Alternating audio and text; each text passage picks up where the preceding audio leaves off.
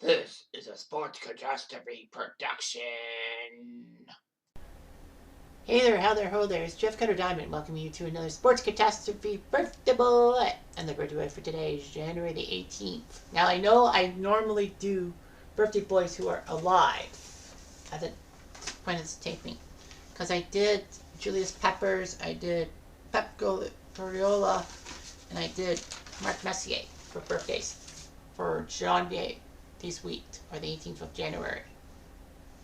But the fact of the matter is that I couldn't find a guy who was alive for January 18th, but I found someone who was dead, and he is an icon, especially in Canada. I know you can call me a little biased because I'm from Canada, but this guy was a F1 icon, and he raced for Ferrari. Like, gee, he raced for Ferrari. That's a good team, isn't it? So anyway, Gilles Villeneuve was born in 1950 on Janvier, or January 18th, to a piano tuner and his wife in Saint-Jean-sur-Richelieu, Quebec. He grew up in nearby Burfierville. He would marry Joanne Barf, having two children, Jacques and Melanie. Villeneuve would take his family on the road with him in a motorhome during the racing season, and he had a thing with Formula One. So anyway, Gilles said he was born in 1950, but it was 1950. Well, he was actually 27 years old when he started in Formula One and wanted to change his age to 25 so that he can, perform well, all that. He had a younger brother named Jacques, not the Jacques Villeneuve we all know from F1 success, and also being born on April 9th, my birth date, but Jacques' uncle Jacques Villeneuve, who actually was decent in Formula Atlantic and kart.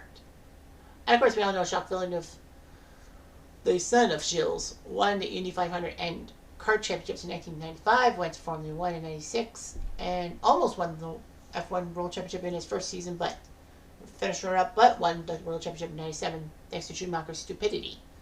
So Villeneuve would compete in local drag racing events and was bored and actually went to Mont Tremblant circuit, a racing school to gain a racing license.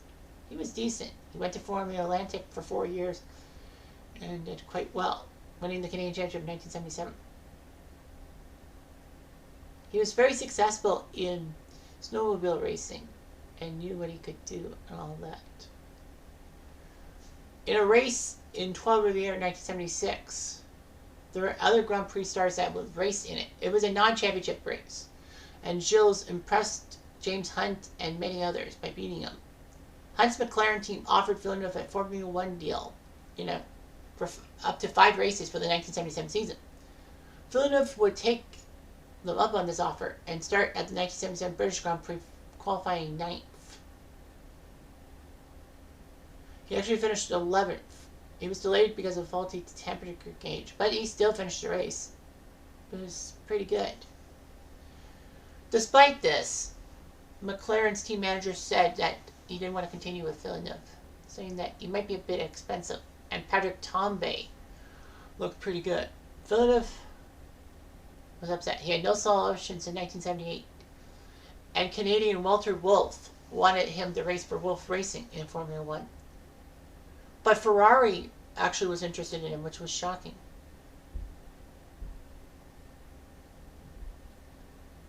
Yes, so Enzo Ferrari saw Gilles and reminded him of Tazio Nuvolari, the pre-war European champion. Called him a piccolo Canadese, or little Canadian. That's a minuscule bundle of nerves. Saw the physique of him and said, let's give him a try. And they were satisfied with Villeneuve's promise at the test track, despite making many mistakes. Villeneuve would drive the last 2 races of the 1977 season for Ferrari and the full 78 season. So it was huge. The reason why Villeneuve was there was because Niki Lauda had quit Ferrari during the second last race of the 1977 season, the Canadian Grand Prix, which, shockingly enough, was not in Montreal. It was in Toronto at Motorsport Park. Despite the fact that he clinched the championship. Unfortunately, Villeneuve would not finish the race. He slipped on the track on another competitor's oil. He raced in Mount Fuji at the Japanese Grand Prix, but returned in lap 5, trying to outbrake Ronnie Peterson, which failed miserably. The pair with banged wheels and Villeneuve's Ferrari was airborne. It actually landed on a group of spectators, killing one and a race marshal. No blame was apportioned to anyone, thankfully. Anyway, Villeneuve would have some issues in 78. He would have troubles with the Michelin tires. And despite starting on the front row of the US Grand Prix West in Long Beach, he crashed out in 39. Despite the Italian press getting on Enzo Ferrari's nerves to replace Jacques, Ferrari stuck with him. Towards the end of the season, though, Villeneuve would show why he was good. He finished second in Italy. Unfortunately, he was penalized for jumping the start. He took second at the US Grand Prix. Well, he was taking it in the East one, but his engine failed. But at the season-ending Canadian Grand Prix, being in Montreal for the first time in years, Villeneuve shocked everyone. He was running with Jean-Pierre Jariet's Lotus, but Jariet would have to have engine trouble, and Villeneuve shocked the world by winning the Canadian Grand Prix on Canadian soil and in front of his home province. So after Carlos Reutemann left for Lotus, Jody Scheckter would join Gilles Villeneuve as part of Ferrari. Villeneuve won 3 races, and it looked like he was going to win the 79 title after winning back-to-back races in Long Beach and Killarney, South Africa. Despite all that, the season's remembered for Villeneuve banging wheels with René Arnoux in a battle for 3rd place at the 1979 French Grand Prix. Well, actually, that was for 2nd, sorry. I said 3rd, that's weird. Villeneuve and Arnoux would have a great last lap, and Villeneuve shockingly nipped Arnoux and took 2nd place. It was weird and all that. So Villeneuve was told by team orders to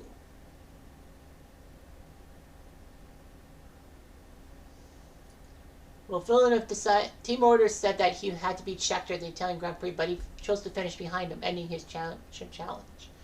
They ended up 1-2 in the points race, and Scheckter won the world title by 4 points. It looked pretty good. Ferrari would not have a good 1980 season. Villeneuve looked like he was going to be the favorite, but only 6 points in the new car. Scheckter would only score 2 points, so that was really subpar, 8 points combined. Ferrari would have a turbocharged car, and Scheckter, after his retirement, it would be Didier Pironi who would be part of Ferrari with Gilles. Villeneuve would win a couple of races, winning the Spanish Grand Prix.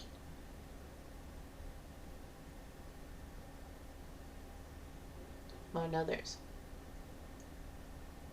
Yeah, and then one at Monaco, which was shocking. Villeneuve ended up finishing 3rd despite the fact that no section of his car was missing. He was offered a chance to rejoin McLaren in 1982, and he rejected because he didn't want to end his contract with Ferrari. And the first few races saw Villeneuve trying his best and all that. Unfortunately, Pironi chopped in front of Gilles at the San Marino Grand Prix, and Villeneuve vowed not to talk to Pironi, who was his teammate though too. Then came the Belgian Grand Prix in May 1982 in a qualifying session. Pironi ended up ahead of Villeneuve for 6th place. Villeneuve was using his final set of qualifying tires and was trying to improve his time on his final lap.